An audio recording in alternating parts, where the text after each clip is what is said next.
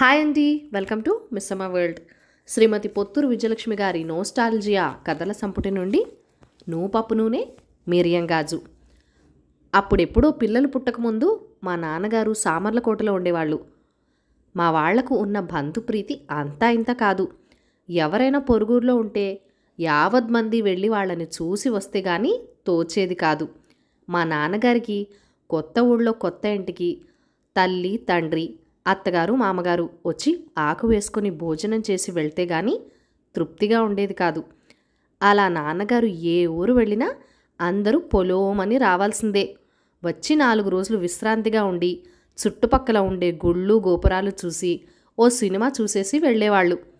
అలాగే సామర్లకోటలో కూడా తండోపతండాలుగా వచ్చారు. సామర్లకోటలో మామూలు గుడి కాదు, పంచరామక్షేత్రాల్లో ఒకటి కుమారరామం. ఆ గుడికి వెళ్ళి అభిషేకం చేసుకోవటం ముఖ్యం. ఆ తర్వాత సామర్లకోటకి మరో ప్రాముఖ్యత కూడా ఉంది, నూపప్పు నూనె. అంబటి సుబ్బన్న అని ఆయన గానుగులో ఆడించిన నూపప్పు నూనె కావిళ్లతో తెచ్చి ఊళ్ళో అమ్మేవారట. ఆ నూనె ముందు నెయ్యి బలాదూర్. వంటకి సరే, చేతి మీద కూడా పప్పు నూనె. నాన్నగారు ఉత్తరాలలో ఆ మాటే రాశారట. మహారాజశ్రీ నాన్నగారికి అని మొదలుపెట్టి ఉభయ కుశలోపరి అనంతరం నేరుగా విషయంలోకి వెళ్ళి ఇక్కడ అంబటి సుబ్బన్న గారి గానుగులో దొరికే పప్పు నేను రుచి వర్ణనాతీతం. పప్పు గోంగూర పచ్చడి కలుపుకొని చారెడు నూనె వేసుకొని తింటే వైకుంఠం ముందున్నట్లుంటుంది. అన్నం ముందు కూర్చుంటే మీరే గుర్తొస్తున్నారు. మీరు వీలు చేసుకొని వస్తే బాగుంటుంది అని రాశారు. సంబోధన మార్పే కానీ ఎవరికి రాసిన విషయం అదే. మహారాజశ్రీ మామగారికి, చిరంజీవి సూర్యానికి లేదా చిరంజీవి సౌభాగ్యవతి చిట్టెమ్మకి. ఆయన ఉత్తరం చూసి వాళ్ళకి ప్రాణం నిలిచేది కాదుట.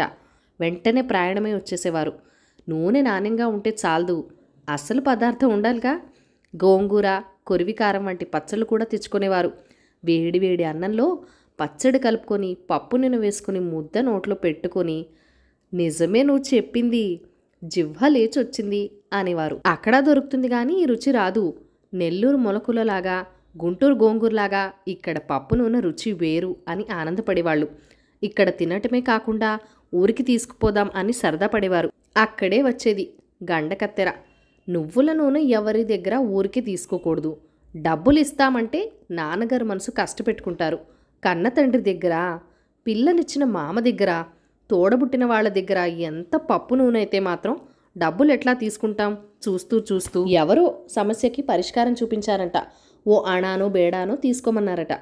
నూనె దోసిట్లో పోసుకొని తీసుకుపోలేరు కదా. ఒక జర్మన్ సిల్వర్ క్యాన్ కొని దాంట్లో వీసడు 2 వీసల నూపప్పు నూనె పోయించి ఇచ్చి సాగనంపేవారట నాన్నగారు.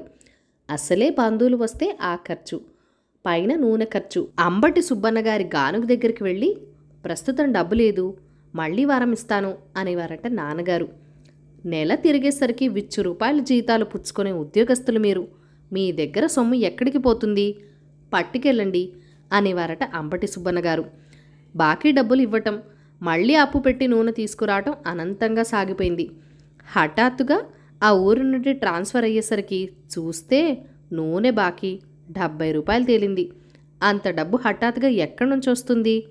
అటువంటి ఆపత్కర సమయంలో ఆదుకునేది కాంచనం ఒక్కటే. మా అమ్మ చేతి మిరియాల గాజుల జతలోంచి ఒకటి అమ్మి నూనె బాకీ తీర్చి, ఎలాగో వెళ్తున్నాం, ఇంత కమ్మటి నూపప్పు నూనె మళ్ళీ దొరకదు అని అంబటి సుబ్బన్న గారి గానుగు దగ్గర నుంచి 4 వీసల నూనె కొనుక్కొని తీసుకెళ్లారు. ఏళ్లు గడిచినా ఆ నూనె నాణ్యత చెక్కు చెదరకుండానే ఉంది. మనలో చాలామందికి ఆవకాయకి వాడే నూనె అంబటి సుబ్బన్న గారిదే. పొడి అక్షరాలలో ఏఎస్ బ్రాండ్ నూనె అంటున్నాం. ఆషాఢపట్టి, శ్రావణపట్టి. ఆ రోజుల్లో ఆడపిల్లలకి 9-10 ఏళ్ళు వచ్చేసరికి పెళ్ళైపోయేది. ఆ తర్వాత మరో 4 ఏళ్ల దాకా పుట్టింట్లోనే ఉండేది. అప్పట్లో పెళ్ళైన తర్వాత వచ్చే ఆషాఢమాసంలో అల్లుడికి ఆషాఢపట్టి అని ఏదైనా కానుక ఇవ్వటం ఆనవాయితీ. వారి వారి తాహతలను బట్టి ఏదైనా ఇచ్చేవారు. రిస్ట్ వాచి, సైకిల్, ఉంగరం, వెండి గ్లాసు ఇవన్నీ గొప్పవారు ఆషాఢపట్టిగా ఇస్తే మామూలు వాళ్ళు అల్లుడికి కొత్త బట్టలు కుట్టించేవాళ్ళు. ఇక శ్రావణపట్టి కొత్త కోడలికి అత్తవారు చేసే ముచ్చట. కోడలికి కొత్త చీరే, వియ్యపురాలకి చీర తీసుకుని కోడలి పుట్టింటికి వెళ్ళి అక్కడ కోడలి చేత శ్రావణ శుక్రవారం పూజ చేయించి పేరంటం చేసేవాళ్ళు. లక్ష్మీదేవి బంగారు రూపు తప్పనిసరిగా తీసుకుని వెళ్ళేవారు. పూజలో పెట్టి ఆ తర్వాత ఆ రూపు అమ్మాయి మంగళసూత్రాలలో గుచ్చుకునేది. ఏది మానినా కోడలి చేత శ్రావణ శుక్రవారం పూజ చేయించటం మాత్రం మానేవారే కాదు, తమ శక్తి కొద్దీ చేసేవాళ్ళు. ఆ ఏడాది కరణం గారి ఏకైక పుత్రిక వాణి, అనగా మా అమ్మకి పెళ్ళైన తర్వాత మొదటి శ్రావణ మాసం. మా అమ్మ శ్రావణ పట్టి గురించి ఎంతో కాలం చెప్పుకున్నారు. మా తాతయ్య అల్లుడికి ఆషాఢ పట్టిగా 2 వెండి కప్పులు సాసర్లు పంపించారట. ఇక అటు నుంచి రావాలి. మా అమ్మ అత్తవారు సామాన్యులు కాదు, మంచి ఆస్తిపరులు. వాళ్ళకి ఆవిడ పెద్ద కోడలు. శ్రావణ పట్టికి ఏం తెస్తారు అని ఊళ్ళో అందరికీ కుతూహలం. శ్రావణ మాసం వచ్చింది. వాణి చేత శ్రావణ మంగళ గౌరీ నోము పట్టించారు. మొదటి శుక్రవారం వెళ్ళిపోయింది. ఓ ఆదివారం నాడు మేమీ బుధవారం భోజనాలయ్యాక బయలుదేరి సాయంత్రానికల్లా వస్తాం అని మనిషి చేత కబురు పంపించారట మా అమ్మ అత్తవారు. అన్నట్లే ఎడ్ల బండిలో వచ్చింది మా బామ్మ. ఆవిడకు ఘన స్వాగతం. ఒకరికొకరు పరాయి వాళ్ళు కాదు. మా మాతామహులు, మా బామ్మ అక్క చెల్లెల పిల్లలు. ఓ ట్రంకు పెట్టే, అరటిపళ్ళ గెళ, గోత నిండా కొబ్బరికాయలు, శనగల మూట అన్నీ పట్టుకుని వచ్చిందట. మర్నాడు ఓ పిల్లని సాయం తీసుకుని, రేపు మా కోడలి చేత పూజ చేయిస్తున్నాను, సాయంత్రం పేరంటానికి తప్పకుండా రావాలి అని ఊళ్ళో అందరినీ పిలిచొచ్చారట. చనువు ఉన్నవాళ్ళు, కోడలికి శ్రావణ పట్టి ఏం తెచ్చావు సావిత్రమ్మ అని అడిగారట. ఏదో మా శక్తి కొద్దీ తెచ్చాం అనేసిందట ఆవిడ. మర్నాడు ఉదయం శాస్త్రులు గారు వచ్చారు. అందరూ పూజ ప్రారంభించారు. వస్త్రం సమర్పయామి అనగానే కోడలి చేత పట్టుచీర అమ్మవారి దగ్గర పెట్టించిందట బామ్మ.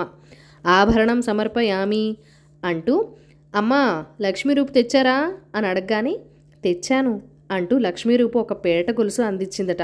పూజ పూర్తయ్యాక ముందు వియ్యపురాలకి బొట్టు పెట్టి కొత్త చీర పెట్టి తర్వాత కోడలికి తను తెచ్చినవన్నీ ఒక్కొక్కటిగా ఇచ్చిందట. చూస్తున్న వాళ్ళంతా నోరు ఆవలించారట.